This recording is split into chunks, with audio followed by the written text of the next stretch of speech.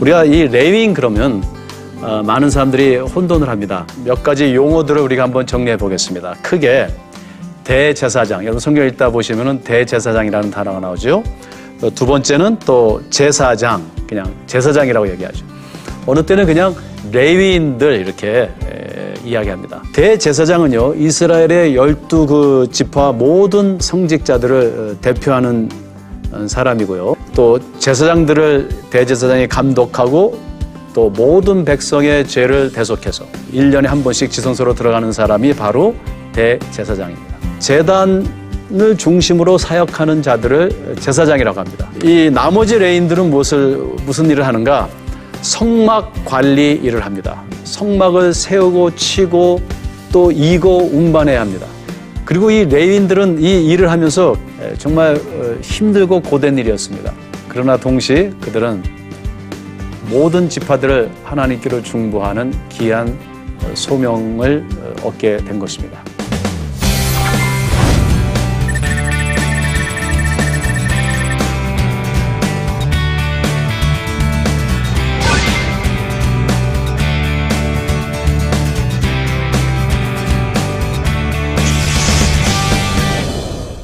안녕하세요. 아시아연합 신학대학교에서 구약학 교수로 섬기고 있는 이한용입니다. 지난 두 강의에서는 하나님께서 광야로 향하기 전에 사람을 세우고 그리고 레위인들을 세우는 이야기들을 우리가 나누었습니다. 오늘은 왜 그 사람들을 세우며 왜 레위인들을 세워야 했는지 그 궁극적 목적에 대해서 이야기하고자 하는데요. 그것은 그 진영을 정결케 하기 위함이고 거룩하게 하기 위함입니다. 오늘의 주제는 정결과 거룩입니다. 많은 구약학자들은 오경을 구약의 복음서라고 이야기합니다. 그리고 그 복음의 핵심을 출애굽기 19장 1절에서 6절의 말씀으로 이해하고 있습니다. 그 출애굽기 19장 1절에서 6절의 말씀의 내용은 하나님께서 이스라엘을 애굽에서 출애굽시키시고 온 세계가 하나님께 속했다. 즉 하나님께서 창조하시고 모든 것이 하나님의 소유이다. 그런데 하나님께서 그들을 애굽에서 구속하셔서 하나님의 소유로 즉 자녀로 삼으시고 그들로 하여금 거룩한 백성과 제사장 나라가 되어 세상을 향해 하나님을 중보하게 하려 하심이라. 이것이 출애굽기 19장 1절에서 6절에 있는 말씀입니다. 베드로 사도는요, 이를 베드로전서 2장 9절에서 이렇게 요약합니다. 너희는 택하신 족속이요 왕 같은 제사장들이요 거룩한 나라요 그의 소유된 백성이니 이는 너희를 어두운 데서 불러내어 그의 기이한 빛에 들어가게 하시니에 아름다운 덕을 선포하게 하려 하심이니라. 오경의 내용과 주제들을 우리가 자세히 살펴보면요, 대부분 광야에서의 거룩한 백성과 제사장 나라와 관련된 것들입니다. 즉 제사장 그리고 거룩입니다. 제의, 정결, 부정, 세속, 거룩, 속죄 등등 그 내용들을 보면 다 거룩한 백성과 제사장 나라와 관련된 것이죠. 거룩한 백성이라는 것은 하나님의 형상을 회복하는 것이고요. 제사장 나라라는 것은 그리하여 세상을 중보하는 일을 하라는 것입니다. 그리고 이 오경은요, 그들을 거룩한 백성과 제사장 나라로 삼으시는데 그 약속의 땅으로 보내십니다. 여러분들 그 약속의 땅이 무엇일까요? 우리는 약속의 땅 그러면 젖과 꿀이 흐르는 가서 잘 먹고 잘 사는 땅으로 생각을 하죠. 그러나 우리가 이 약속의 땅에 대한 성서적인 이해를 할 필요가 있습니다. 고대 근동에서는요, 이 땅을 크게 네 가지로 구분했습니다. 첫째는 사막이었고요. 둘째는 광야였고요. 셋째는 말 그대로 철자 그대로 젖과 꿀이 흐르는 땅이고요. 그리고 넷째로는 옥토였습니다. 즉 밭을 이룰 수 있는 땅이죠. 자, 여기서 젖과 꿀이 흐르는 땅이라는 것은 무슨 땅이냐면요, 보통 이렇게 언덕이나 산지대를 이야기하는데요, 거기에 작은 숲들이 있어서 여러분도 아시다시피 히브리 사람들은 유목민들입니다. 그리고 또 목축을 하는 사람들입니다. 그래서 양과 염소, 소가 풀을 뜯어먹고 젖을 짜서 그 젖을 요구르트로 만들고 그리고 또 그 숲에서 벌을 키워가지고 꿀을 따서 꿀을 재배해서 그 요구르트와 꿀을 발라먹는 거죠. 젖과 꿀이 흐르는 땅이라는 것은요, 옥토라는 의미가 아니고요, 그 어떤 특정한 땅을 이야기하는 것입니다. 자, 여러분들 그 신명기 11장 9절에서 12절 또 민수기에 쭉 보면요, 이스라엘 사람들이 모세에게 항의를 하죠.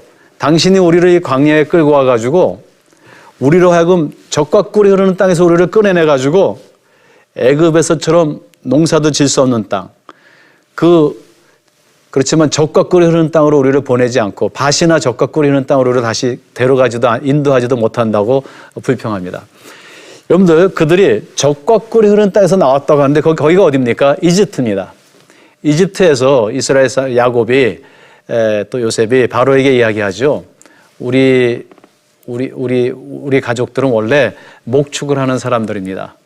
그러니까 애굽 사람들은 목축하는 사람들을 아주 무시했거든요. 그래서 준 땅이 어디입니까? 고센 땅입니다. 고센은 목축을 할 수 있는 땅이에요. 그래서 그 땅을 젖과 꿀이 흐르는 땅이라고 그랬어요. 나일강을 따라서는 옥토이고 밭을 이룰 수 있는 땅입니다. 그죠? 그러니까 우리를 젖과 꿀이 흐르는 땅에서 불러가지고 이 광야에서 우리를 죽게 합니까? 이렇게 얘기하는 겁니다.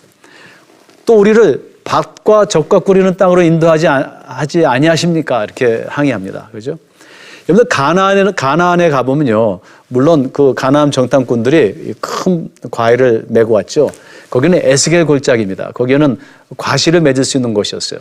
그렇지만 더 들어가면은 거기는 젖과 꿀이 흐르는 땅인데 신명기 11장 9절에서 12절에 보면 하나님께서 이렇게 말씀하십니다. 그 땅은 애굽에서처럼 농경할 수 있는 땅이 아니다. 그리고 그 땅은 비를 소모하는 땅이다. 좋지 않은 땅이라는 것이에요. 그러니까 우리가 젖과 꿀이 흐르는 땅을 은유적으로만 생각하면 안 됩니다. 문학적으로. 젖과 꿀이 흐르는 땅은 그 땅의 지지를 얘기하는 것이에요. 소와 양과 목축을 할 수 있는 땅이에요. 그죠? 자, 그런데 이사야서 5장에 보면 하나님께서 이렇게 저주하십니다. 이스라엘아 화 있을진저, 어떻게 저주하시냐면 10장에서 너희가 이제 더 이상 이 땅에서 농사를 짓지 아니하고 이 땅에서 쫓겨나서 젖과 꿀을 먹을 것이다. 여러분, 젖과 꿀을 먹는 말은 뭐예요? 저주예요. 더 이상 농사를 지을 수 없고 다시 유목민으로 돌아갈 것이다. 그런 의미를 내포하는 것이죠. 자, 그러니까요, 우리가 약속의 땅 할 때 우리는 보통 약속의 땅 그러면은 뭔가 광야에서 고생하다가 약속의 땅에 들어가서 편히 잘 먹고 잘 사는 땅으로 생각하는데 하나님께서는 분명히 이렇게 말씀하셨습니다. 모든 것이 내게 속하였다.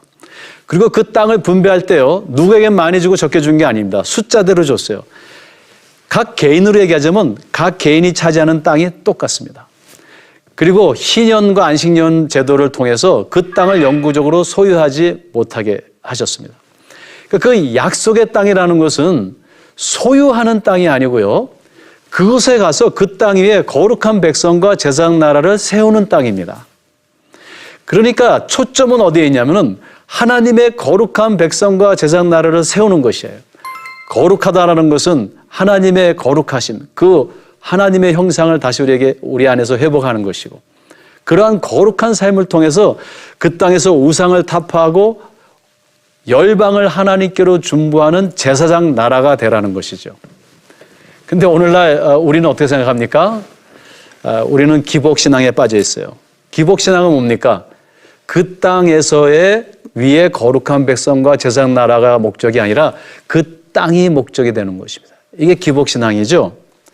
그 땅에서의 거룩한 생활은 다 잊어버리고 그 땅만 소유하려는, 그는 기복신앙이죠. 하나님께서는요, 우리의 모든 것은 하나님께 이미 속한 것입니다. 우리의 소유가 아니에요. 우리의 초점은 거룩한 백성과 제사장 나라가 되는 것입니다. 따라서 하나님께서 지금 이 광야 진군에 앞서 이스라엘 백성들에게 사람을 세우고 레인을 세우라고 하는데요, 그 궁극적인 목적은 그 진영을 정결케 하여 그 정결한 곳에 하나님의 거룩하신 하나님이 임재하시고, 그리고 그 하나님과의 동행을 통해서 이스라엘 백성들이 거룩한 백성이 될 수 있도록, 그것이 바로 목적이었던 것이죠. 광야 진군에 앞서 이스라엘 백성들이 준비해야 할 가장 중요한 것은 의식주나 무기가 아니었습니다. 그들에게 요구되는 유일한 것은 거룩한 백성과 제사장 나라가 되기 위한 거룩한 하나님의 임재와 동행입니다. 따라서 진군에 앞서 선행돼야 하는 것은 오직 한 가지인데요. 그것은 곧 정결과 거룩입니다.